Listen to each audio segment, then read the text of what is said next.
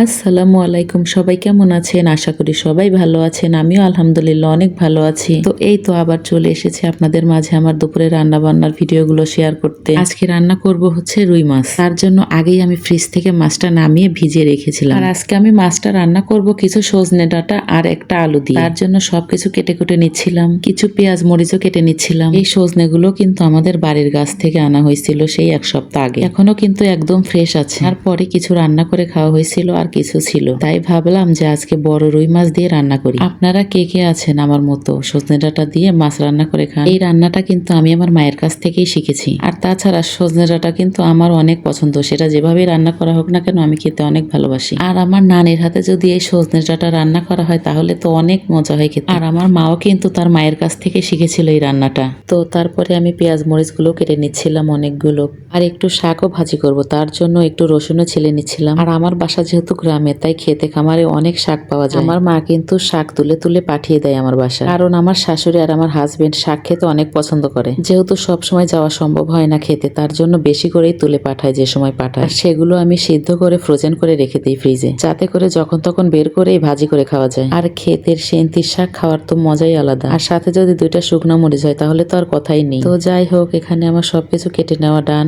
তারপর মাছটা ভাজি করে রান্না করব জন্য মাছের মধ্যে সব মশলাগুলো দিয়ে দিচ্ছিলাম। আর এই মাছটা কিন্তু বিশাল বড় মাছ ছিল, প্রায় 7 কেজি ওজনের মাছ। এটা তো কোনো মতেই আমার পক্ষে কাটা সম্ভব না, বাজার থেকে আপনাদের ভাইয়া কেটে এনেছিল। তো তারপর মাছটা মেখে নেওয়ার পর গতকালকের একটু মুরগির মাংসের তরকারি ছিল, ভাবলাম যে সেটা জাল দিয়ে একটা বাটিতে ঢেলে রাখি। তো তারপর আমি ওন্না দিয়ে কড়াইটা ধরেছিলাম জন্য হাতে একটু সেকা লাগছে, তার জন্য আমি পরে আর একটা জিনিস দিয়ে কড়াইটা ধরে এর সুন্দর মতো তরকারিটা বেড়ে নিচ্ছিলাম একটা বাটিতে। আর সেটা করতে গিয়ে আমার একটা জিনিসই মনে হলো, তাড়াতাড়ির কাজ কোনো সময় পারফেক্ট হয় না। তো যাই হোক, তরকারিটা বাটিতে বেড়ে নিলাম সুন্দর মতো। তারপর চলে গিয়েছিলাম সজনে ডাঁটা দিয়ে মাছটা রান্না করার জন্য। তো কড়াইতে তো আমি সব ধরনের মশলা দিয়ে কষিয়ে নিয়েছিলাম ভালোভাবে, তারপর সজনে ডাঁটাগুলো দিয়ে দিলাম। সেটা দিয়েও ভালো মতো কষানোর পর একটু ঝোল দেওয়ার পরে মাছগুলো দিয়ে দিব। আর এক চুলোয় মাছটা ভেজে রেখে দিয়েছিলাম। তো তরকারিতে ঝোল দেওয়ার পরে তরকারিতে বলক চলে আসলে আমি ভেজে রাখা মাছগুলো দিয়ে দেবো। সবগুলো মাছ দিয়ে দেওয়ার পর আমি কিন্তু ভালোভাবে একটু নেড়ে চেড়ে দিব। আর মাশাআল্লাহ, তরকারির কালারটাও কিন্তু খুবই সুন্দর এসেছিল এবং গন্ধটাও কিন্তু খুবই সুন্দর আসতেছিল, আর খেতেও নিশ্চয়ই অনেক মজা হবে। রান্নাটা বসিয়ে দিয়ে আসার পর দেখলাম আমার মশলার কৌটাগুলো অনেক নোংরা হয়ে আছে, ভাবলাম সেগুলো একটু ক্লিন করে নেওয়া যায়, তাই সেগুলো নামিয়ে নিচ্ছিলাম। আর যেহেতু সব কৌটাগুলোতেই মশলা আছে, তাই আমি উপর থেকে কৌটাগুলো পরিষ্কার করে নিব।